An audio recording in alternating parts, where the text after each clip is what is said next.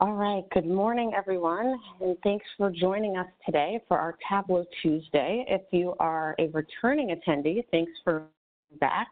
If you are brand new to this webinar series, welcome. The second month, it's hosted by your local Tableau team. That's customers only, so we do customers for you phone today. My name is Jess Lella. I will be your presenter today. I've been a sales consultant here at Tableau for 3 years, and I help customers get ready and started with the product, get them set up properly, both desktop and server, and of course doing enablement activities like this webinar that we are hosting today. I'm also joined by Steve Martinez. He is going to be answering any questions you have, monitoring the chat as we move through this presentation. And on that note, just a few housekeeping items. You'll notice that when you join this meeting, you are put on mute, so you'll have a little red microphone next to your name if you see yourself as a participant. At the end, we'll have plenty of time for questions, so we will be able to take ourselves off mute, but let's keep ourselves on mute just because we don't want any background noise. There's quite a few of us on the phone today. And you can also answer questions in the chat, or ask questions, should I say, and Steve and myself will be picking those off as we go. It is a little chat blurb at the top. Again, just post it to everyone, or you can post it personally to either myself or Steve. We will be picking those off as we go. And of course, if we don't get to them, I definitely want to leave at least 5 or 10 minutes for questions at the end. So again, if you see anything, actually put that in the Q&A window. That would be better, not the chat. Sorry, everyone. You should see it on the right panel of your screen when you join the WebEx. Okay, and once we're all clear with that, we can jump into the content. So again, we do these webinars once a month, second Tuesday of every month. This topic is focusing on what's new in Tableau Desktop and Tableau Server. We are going to focus on the last 6 months, what came out in the last 6 months. So that is our current version, 2019.1, which is what we are, the latest release. And then the release right before that, which is 2018.3. And then we'll also take a sneak peek into the beta release, that's 2019.2, which could be coming out any day now. We don't have a date yet, but we will be talking about what's in that release, as well as how do you join that beta program. So how do we start testing these upcoming features before they're even released? If you weren't aware of that, we'll jump into how you join that beta program. And we will be going version by version, so I will explain how we'll flow in just a minute here. Before we get there, let's talk about our Tableau Tuesday agenda. So again, if you've joined us before, hopefully you've seen some of these topics on this webinar series. If not, you can find the past recordings when you join through that Point Drive link when you receive the invite. And please be aware of what we have coming. We've got some great topics in the next few months. We're still ironing out what might come out in June, so stay tuned. You should get that invite at least 2 weeks before we hold this webinar. So stay tuned for that. We'll let you know what the topic is. We'll be holding that again on June 11th at 9 a.m. Let's move on to today's topic, which is talking about what came out in the last 6 months. So if you've been a Tableau user, or even if you're just getting started with Tableau, you may be aware that we release quarterly. So 4 times a year we come out with a major version release. So in a given year, we roll out hundreds, if not thousands, of new features, which is great. It means we're getting all this functionality to you as soon as possible. But it also means we're busy with our everyday jobs, and maybe we're not keeping track of what came out in Tableau, or did that new feature that you saw previewed at conference, is it in this release? Is it in the next release? We're going to be discussing all of that, what's in these latest releases, and whether or not you're on these releases now or you're upgrading soon, you'll get a good idea of what's coming, when to use these new features, how to use them. And again, we'll be focusing on some more anticipated functionality, the things in these releases that people have been very much looking forward to and utilizing today. And how do we come up with these new features? So we do take our customers' feedback very seriously. Again, we're a very customer-focused company, so it's your feedback, it's your comments, it's your desires that we put into these releases. We check our ideas forums for these ideas. So if you haven't seen the ideas forum, again, I can show it at the end. You can upload these ideas. You can see as of about 2 weeks ago, what were the latest ideas. So again, multi-value parameters, I know that's a big one on everyone's list. And we can see how much the demand is, and we do take that very seriously. Over the course of time, you can see that we release, again, each quarter.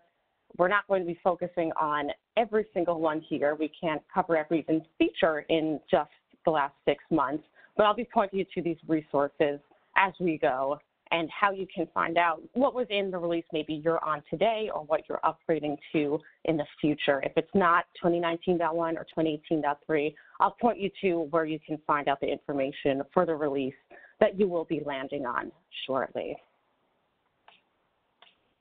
Okay, so just for the structure of today, again, we're going to be looking at, for the most part, just the 2 releases. Again, sneak peek of the beta release, but we'll be going version by version. So we'll start in 2018.3. This is all that came out in this release. If it's bracketed in that little blue bubble, that means we'll be talking about it in more detail or demoing it. If you see something that's interesting to you that's not bracketed, make a mental note of it. We can definitely cover it at the end. And I will introduce each of these with slides. Again, we'll be coming back to 2019.2 or .1, should I say, in a minute, and again, the beta. And we'll be in mostly demo mode. So again, I'll introduce the features, and then we'll go jump into the product and actually see these features come to life in an actual demo. So we'll start with set actions in 2018.3, and set actions are a very powerful feature. It was probably one of the more anticipated features of 2018.3, but with that, it was also one of the more difficult to grasp. So we'll spend some time talking about set actions, when to use them, how to use them. We'll demo finished examples, and as we'll make one from scratch so we can get a good idea of how we would use these set action functionality. We'll then talk about buttons, a new way to create that guided analytics experience. Very popular. People are really happy with this new button experience. And then we'll also talk about heat maps, or should I say the density mark type. Again, this was one of those highly anticipated features that people have been asking for years, I'd say, and we got it into the 2018.3 release. And then we'll end things with talking about multi-table storage extracts. Let's jump into the product. Again, I promise I won't be in slides much at all today, and I will keep my word on that. So we'll start with those set actions. We'll go in order of how they were introduced. So we'll first look at a finished example, 2 finished examples, and then we'll create our own from scratch.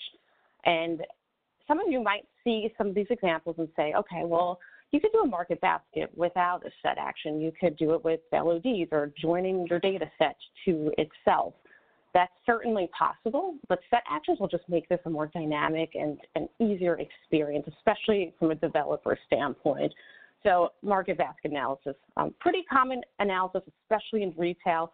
What products are complements of each other? What products are sold together often? That might frame our sales campaign, our pricing, and with a set action, we can do this with just a click, putting the set on color. And of course, an action is driven by an action, in this case, a select. I can see that phones are often bought with chairs. Interesting. Might not have seen that correlation without the market basket and the set action on color. Again, you might be scratching your head a little bit, seeing how we got there. Let's look at one more finished example, and then when we make one together from scratch, I think it will start to come together.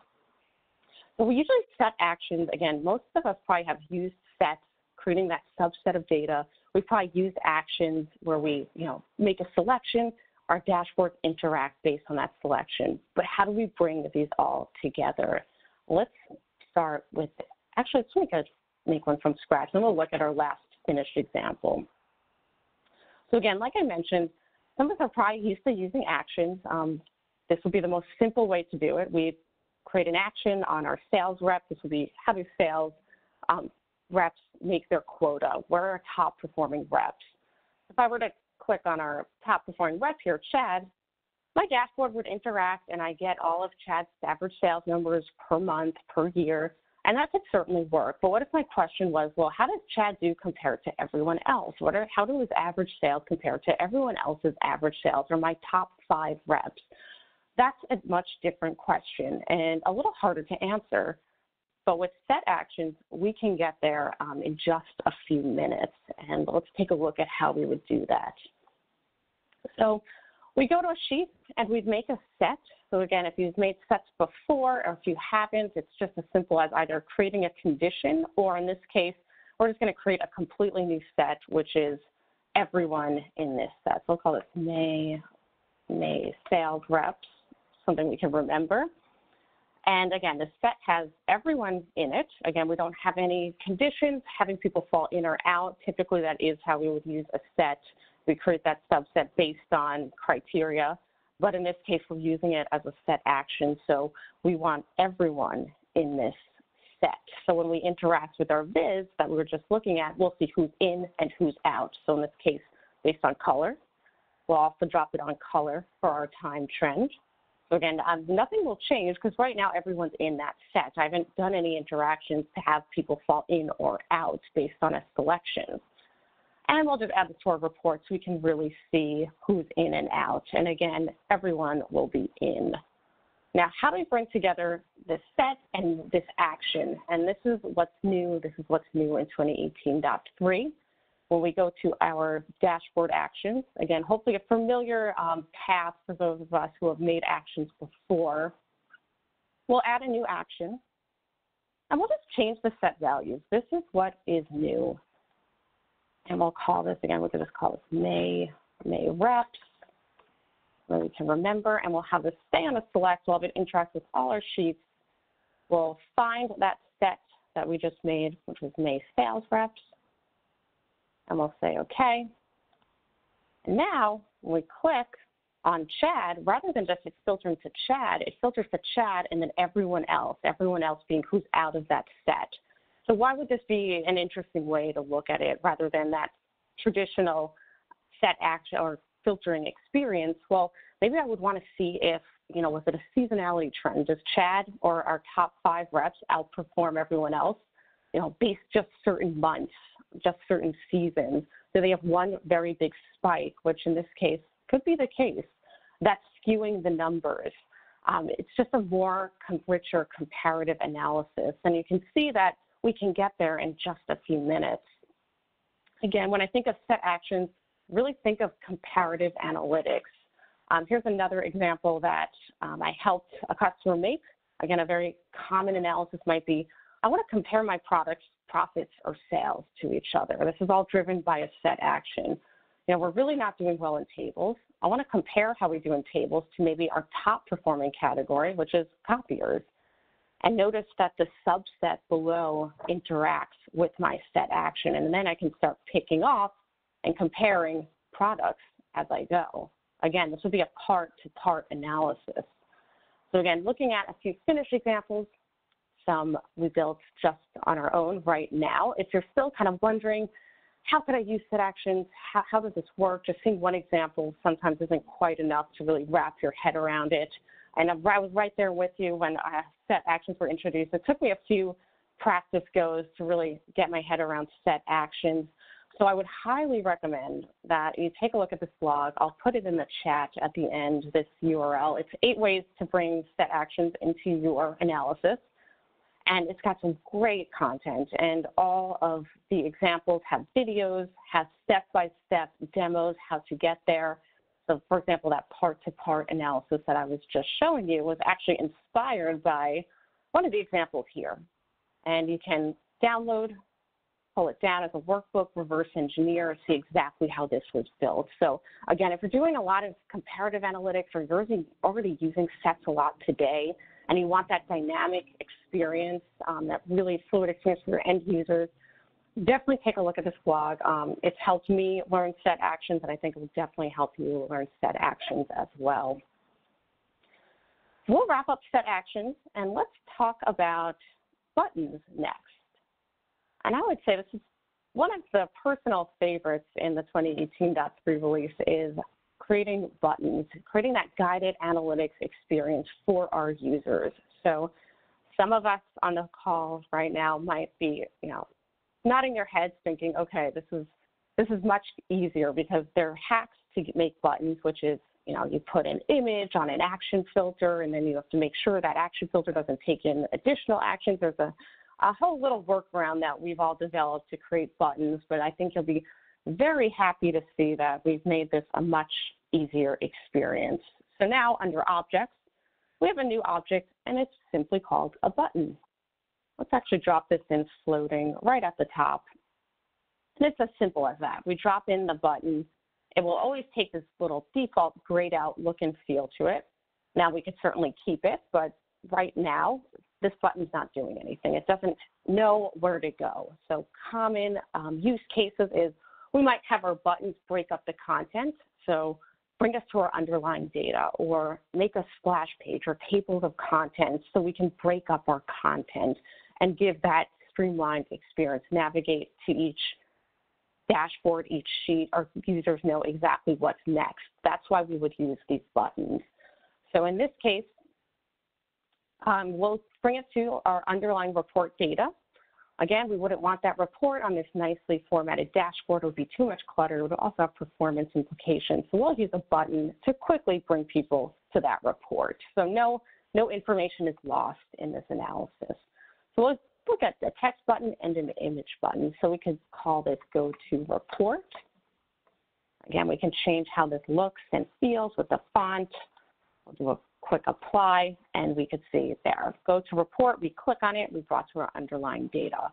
Maybe we want this to be an image. So we have our options here. Rather than having text or that grayed out button, we could alternatively choose an image. So again, if we're going forward, it makes sense to have an arrow going forward. We could put in the tooltip, Go to Report, and we'll say okay. And now we have a nice little button here. When I Alt-click, I'm brought to my underlying data. We go Alt back, and we're brought back to our original dashboard. So buttons are great, again, for navigating our users or end users to the next dashboards, making it a fluid experience. And they're also good for thinking about performance. As a sales consultant, one of the things we do to help our customers is we help polish and optimize dashboards. And one of the things we see a lot is people putting too much in one place. The more sheets you have, the more render time. Using buttons can cut down that content, really make it a more streamlined experience for end users. Again, just to show, it's not the most polished example, but it's how we can get a table of contents quickly. Again, this is a table of contents literally made in 3 minutes or less.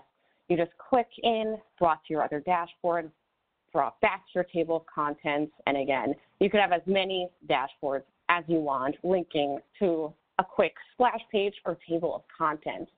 Now that we can use buttons so easily, this is something we can all do in, again, just a few minutes. We can create that table of contents navigating streamlined experience. So I think buttons, again, people are very excited about buttons, but we'll move on to a formatting update, which is transparent background. So previously, you couldn't bring in an image Jeff? and, oh, yes? Jeff, Hey, Steve. I just got one of our attendees just asked if you could show the table of contents page again real quick. Oh, sure, of course. And again, these are, this is also, I could share this with you if you want to message me separately. So again, this all has instructions. Essentially, what you would do is you'd create, in this case, this will be text buttons. So we create a text button, and then that text button would just bring us to whatever dashboard we'd like. So again, in this case, let's make a quick one here. We could call this, we could bring it to our instructions page. And again, it's just as simple as creating the button, telling it where to go, and then linking it to whatever the sheet or dashboard is. Again, this is also great for giving like that portal web application experience, and a lot of executive level dashboards also could benefit from a kind of splash page, landing page, table of contents type of experience. So again, I can definitely share this workbook with anyone who would like it as well. Okay, I think that answered the question. Again, if not, you can, at the end, we'll have time for questions. You could always take yourself off mute. But we will move on to transparent backgrounds. So transparent backgrounds enables you to flush an image against your sheets or your objects on a dashboard. Previously, you couldn't get that transparent background with your sheets, your filters. You'll notice these are purposely very grayed out for a reason, and you'll see why I formatted it the way I did in just a minute here. And I've seen some dashboards taking a transparent image, and it can just take, you know, a very good-looking dashboard to that next level. Again, this was requested by a lot of people who are very conscious of the end look and feel, really wanted that polished, finished look to their dashboards, and it's very simple to implement. So again, having an image object is not new. We've had that for a while, but the way we can use these images is what is new. So again, we want to put a background image against our dashboard. So very simple, we just drop in our image, I'll just drop it anywhere, and then we'll be asked, okay, well, what do you want your background to be? Now, again, I would caution not to do anything too busy. Again, I'm going to use something pretty basic, just a simple blue background, but you'll see how this makes a big difference. A simple white background is instantly transformed with this nice blue image here. And you can see my filters flushed against the dashboard image as well as my other sheets. Now, if you notice some of your sheets do not flush against, this is what you have to do. We'll format, and this is what's new. And the real trick here is we change our shading from white just to none, and there we go. Now that sheet flushes against our background. And we just took our, pretty basic dashboard and made it that much more engaging and polished, and added that finesse that previously wasn't quite there. Just to look at a more finished example here. Again, I can't take credit for this one. This was pulled off of Public. But you can see how, if this is just a simple, say, grayed out background, it would be a nice looking dashboard, but we can just get it to that next level with these transparent backgrounds. And again, you don't have to do none. You could also choose maybe like a darker background. There's a lot of options here. So I know there's so many of us who love to make our dashboards beautiful. So if you are one of those people who spent a lot of time on design and thinking about the aesthetics, I think you'll be very happy with this transparent background option we now have. Okay, next up, and this is one of my favorites and one of the highly requested features for the past few years is the density mark type, or a lot of people think of it as being able to make heat maps, but technically it's the new density mark type. So we are looking at a map of Seattle real estate, and if we ask the simple question, where do houses sit on the market the longest? Maybe that would give me more leverage with my negotiation. We could kind of tell with the way this is laid out now, but it wouldn't be immediately apparent. We don't see that density clustering the way we would really expect a heat map to look. So the way we've worked around this in the past is we put circle as our mark type, we drop color on, and maybe we blow up those circles and we get close. But you'll be happy to see now that just dropping down to density, that's our new mark type. Now we get a true heat map. And again, we can blow up those circles just like we would on a circled mark type. And we have a whole new palette of colors made just for this density mark type. So again, it can be fun to play around with what looks best. Again, this blue mark type is also a nice one as well. And you don't have to just use this density mark type on maps. Just because maps are a common use case, we're not constricted to just maps. We could also use them on scatter plots, for example, so that same data set, whereas that clustering of houses based on sale price, days on the market. Again, putting color on a circle gets us close, but if we drop down to density, now I really see that clustering that I otherwise was not immediately apparent right in the sweet spot here. So again, be aware of the density mark type. Again, people are really excited about it. I've already seen it being used in many use cases, and it's just as simple as dropping down on your marks card and choosing density. Last up, we'll just talk about this one, and then we'll round out 2018.3, which is storing your tables, your extracts as multiple tables. So this is probably more relevant for people on the data curating side of the house, but if you are using extracts, you're joining them together, and you have one-to-many relationships, you'll know that previously Tableau stored those joins as one large denormalized table, which could work, but it also meant that we could run into some data duplication issues. So to the degree that you have row level data duplicating would be how much your number of records is augmented by. So when we're thinking real world scenarios of millions of records then being duplicated, this would have very real performance implications. So now you can store those tables as multiple tables, and those extracts will be extracted separately and then joined after the fact ad hoc on the fly. So rather than creating that large table immediately from those joins, we store the extracts separately. Again, a major use case for this and ask was related to row-level security using entitlement tables with extracts. So if you're running into those issues, definitely explore this multiple tables option. I think it will make your life a lot easier. Okay, let's now move into 2019.1. So this is the latest release. This is what we are currently released this year in our first quarter. And you'll see that on the desktop side, I'm a little sparser on the features, but we'll definitely be discussing quite a few of them.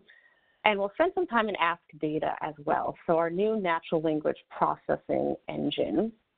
Now, we did introduce Ask Data on a different webinar, so we won't go into too deep of details, but we'll definitely do a thorough demo of it today.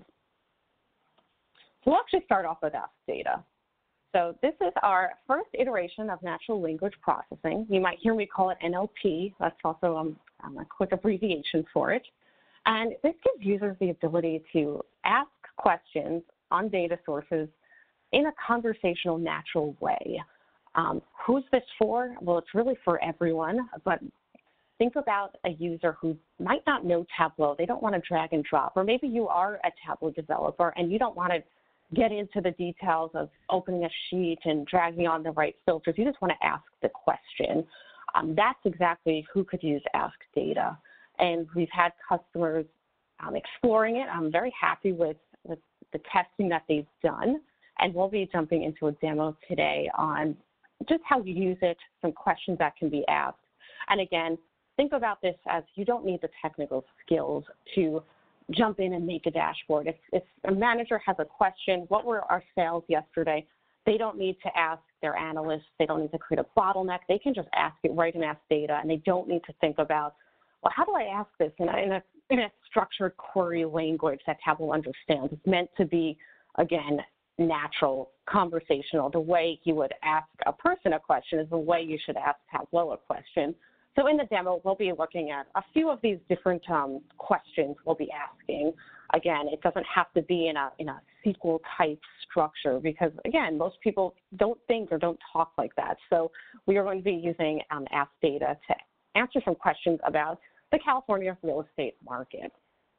And again, we'll be talking a little bit about how you could set up these data sources for success. But again, I'll be pointing you to that webinar where we got into the details of Ask Data a bit more.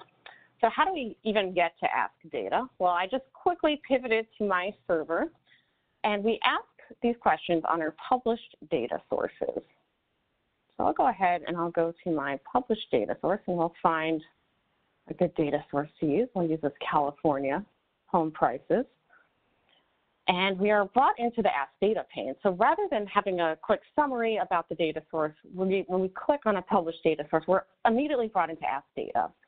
And we'll see some quick semantic layer about what our data looks like. So again, this is real estate data. I can see the average price per square foot in 2016 was a maximum of $830, $109 on the low end. The average was $350. Seems about right, seems reasonable. We also have some categorical data here. So we grade these counties. Looks like most counties fall into an A+ range, B-. So those would be the kind of places I'd want to live, maybe A or above, A-. I could also do that. But that's what we're going to find out in this quick demo is, where could be some affordable but also nice places to live. We can see that behind the hood of this, we do have machine learning. So we're anticipating the questions. And you'll see that as I start typing these out. So let's start with a basic question. Let's start high level. We'll ask, what's the average home price in the state of California? So again, I'm going to start asking these questions before I even start typing it. Tableau sees that, what are you trying to ask? Well, I want the average home price. That's exactly what I wanted to ask. And it looks like we're just shy of 600,000. Again, I live in Los Angeles. Seems about right, but maybe I want to see what about for Los Angeles? We can start asking these questions. Again, and Los Angeles, that's details in the row level data. That's not an actual dimension, but Tableau is recognizing that that's in the data set. Looks like 467,000 in LA. I wish that was the case for me. I live in Manhattan Beach. It's not. So maybe we want to see what are other counties of the entire state. Maybe we want to see by all counties. And there we have by county. And just like Tableau Desktop, which takes the default view that is the best fit for the data, we're working with geographic data. Makes sense that Ask Data created a map for us. And not a surprise, the coastal county is more expensive. The Bay Area, we see that hot spot immediately. But maybe we want to keep asking additional questions. What about how long do they sit on the market? So average time on the market. There we go. And the view changes. This is an interesting view. I might not have thought to put that average time in the market on size. So I might be looking for, a large bubble with not too deep of a blue. That could be interesting, but I'm not really seeing that immediately apparent to me. So we do have some flexibility to change the look and feel of our Ask Data visualizations. Maybe a scatter plot could be an interesting way to look at this data. Again, I can do some light interactions here, like swapping the axes. I'm really seeing some of these outliers, like Plumas County. Again, on the high end, San Mateo, Santa Clara, San Francisco. Not a surprise that the really expensive counties don't sit on the market for a very long time. If you have money, you can execute your decision immediately. Again, if this was a very interesting view, maybe I'd want to pull it down in Desktop, do some more work on it. I could save this view in any of the folders that I have access to. Again, let's ask a different question now. And again, really starting to look at that natural language ability here. Maybe we want to see what are the top 5 most expensive counties. And again, most expensive, that's verbiage that is not in our data set, but Tableau is recognizing that I'm looking for counties that are most expensive by the average home price. That makes sense, and I get reasonable results. I would expect these will be in the Bay Area, and they are indeed in the Bay Area. What if my question changes? Like, well, maybe I see the bottom 5 somewhere I could actually afford to live. We can click into any of the categories at the top here and change our filter selections. And we're quickly seeing the opposite end of the spectrum here. We're up here, Takuyu, however you say it, Tehima, quite a bit more affordable.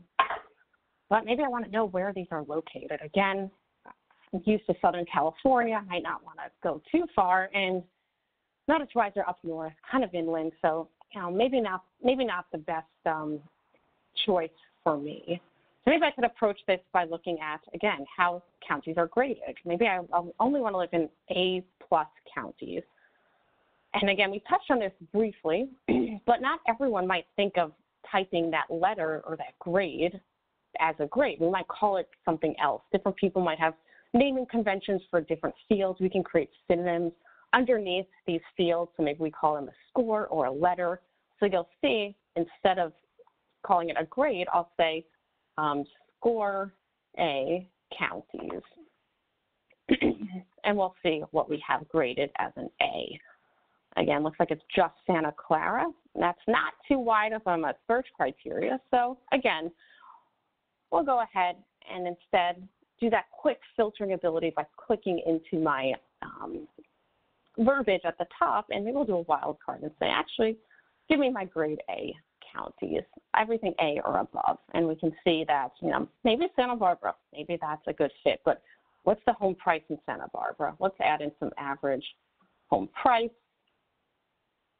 And why don't we change this to a text table and just do a quick sort. Again, we'll sort by home price. And we can do descending. And again, now my context changes a little bit. Santa Barbara, pretty affordable, but maybe YOLO, better buy for me. So again, just a quick demo of NLP. Again, we dove into the details of natural language processing Ask Data in a previous presentation earlier this year. So if you're curious to learn more, we have a lot of resources on the subject, and we can definitely point you in the right direction if you're curious about learning more about natural language. I'm jumping back into what's new in 2019.1. We will go and talk about our new data connectors. So we have a Google AdWords connector also added to this release.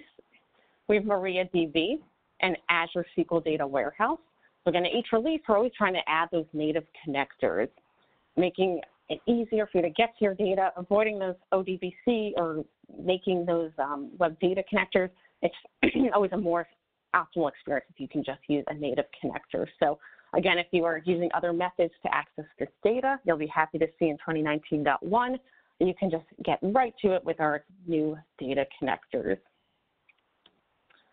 Downloading as a PowerPoint. Now this is, again, one of those highly requested features that I promised I'd be pointing out as we go. You can now, from desktop and server and Tableau Online, export your dashboards as PowerPoints. And again, we'll take a look at that in just a minute here. We'll also talk about some mobile enhancements. So we'll talk about how we are improving this experience for both our end users, developers, and our end users. We'll also touch on some nested sorting improvements. And then we'll just quickly discuss some URL action improvements as well. So let's start with that PowerPoint download. So again, I'll start in server and also show it in desktop. So again, in server, I'll go to any dashboard here. I'll choose one of my favorites. Again, and notice this has a few views here. So we will expect to get a dashboard of these 5 different dashboards, and it's very simple to do. Under download, so again, on server, if you have permission to download, again, perhaps you've used this functionality to pull down your workbooks in Tableau Desktop or PDF. Well, now you can pull them down as a PowerPoint. We'll go ahead, we'll download it. And again, every time I've done this, I've always been very pleasantly surprised with how well the image fits. We do get a timestamp and a title page. And there we have it, our dashboard downloaded as a PowerPoint. Again, I just like to make the caveat that it is a PowerPoint, so it is going to be static. You won't have the interactive filtering abilities. If you have actions, you will not have those actions. I always like to tell people, think about using story points if you are putting your dashboards into PowerPoint. But again, I know some use cases, people want to see their PowerPoints. Now you don't need to be, using your snipping tool to put images in a PowerPoint. You can just simply export it. From desktop, it's as simple as going to File and Export as PowerPoint. So again, you can do it in both Tableau Desktop and Tableau Server. Okay, moving on. We'll do URL actions at the end. We'll start with nested sorting improvements because this is a subtle one, but it's also very powerful. So what I mean by nested sorting is you can see we have 4 panes here. Again, 4 categorical dimensions on our rows. And we do have a nested sort here on manufacturer. So again, our nested sort will be our descending sales based on manufacturer. When I click into the sort dialog, I can see that that is the case. So what would happen if I wanted my other dimensions to be sorted by descending sales. Now, again, some of us might be using the tricks to get there using index as a calc or doing combined fields, all of which are possible, but, you know, kind of hacky methods take some time, take some tweaking. I think you'll be very happy to see that we're making it a lot easier. So now we can get a true nested sort in our sort dialog, and it's just as simple as sort. Notice the default is data source order, and that makes sense. We're talking about subcategories, bookcases, chairs, furnishing. Watch how this changes live as I choose my sort as nested, and this is what's key here. We'll do descending, sales, and now we are working towards that true nested sort. So chairs are actually the top selling category. We'll do the same for segment. Again, we'll choose that nested sort. And again, no hacky tricks needed. It is just right in the sort dialog. And we would then get to our, again, true nested sort for all of our panes here.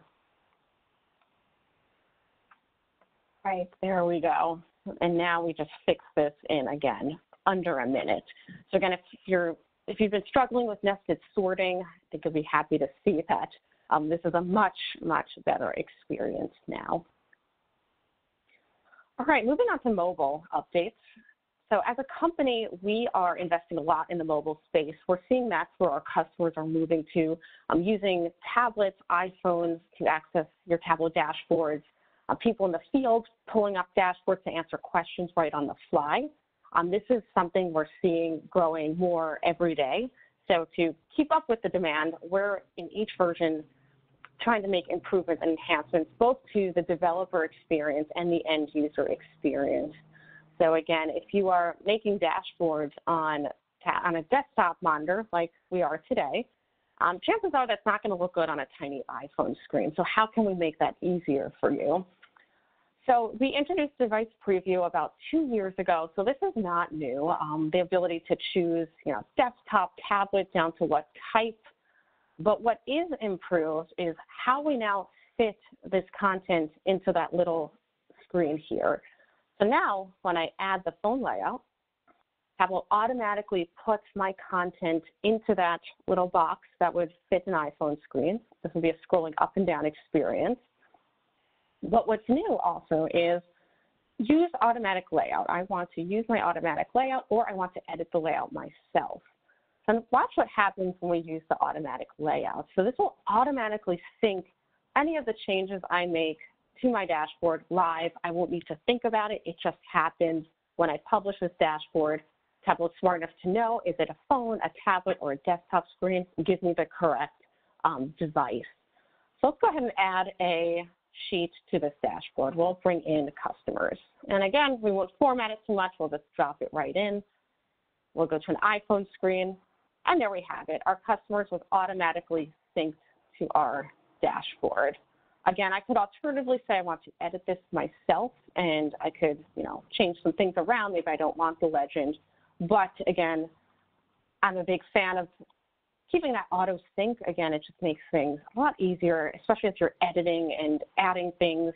It's going to automatically take in those edits.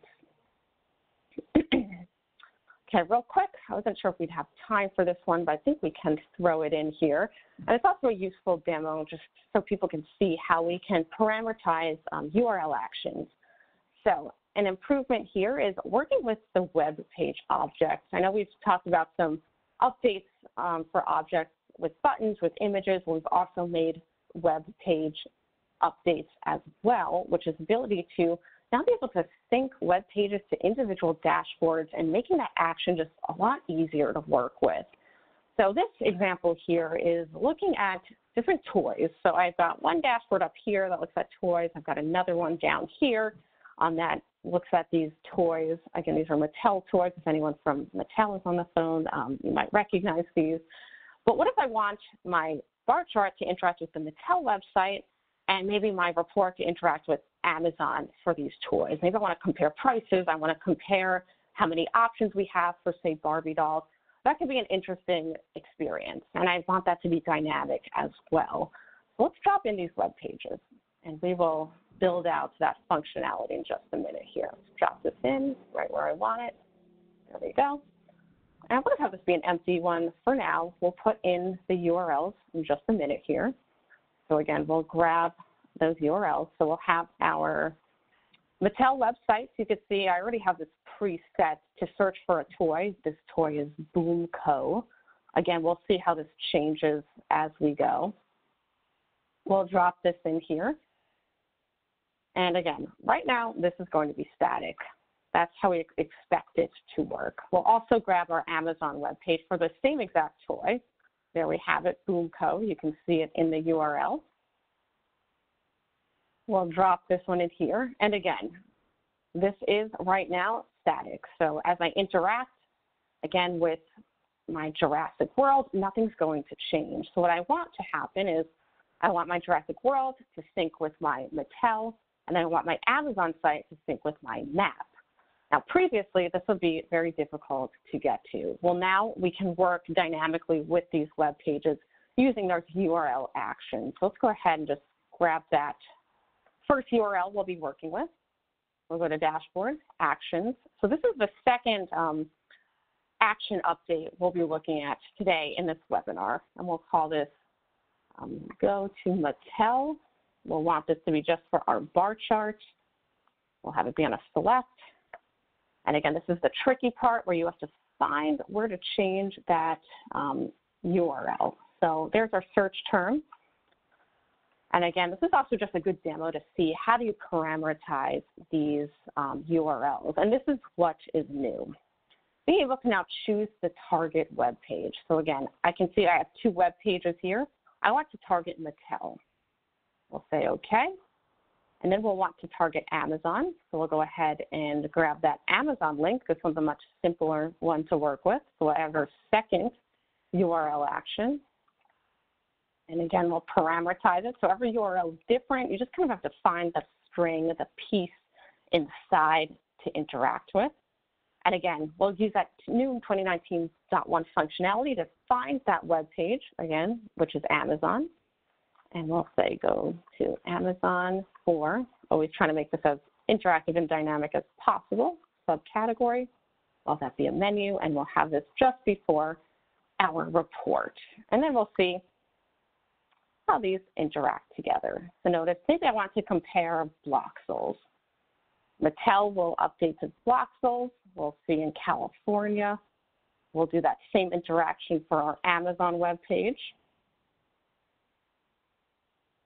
And we should see this change as well. So now we can see Bloxels, this did indeed work.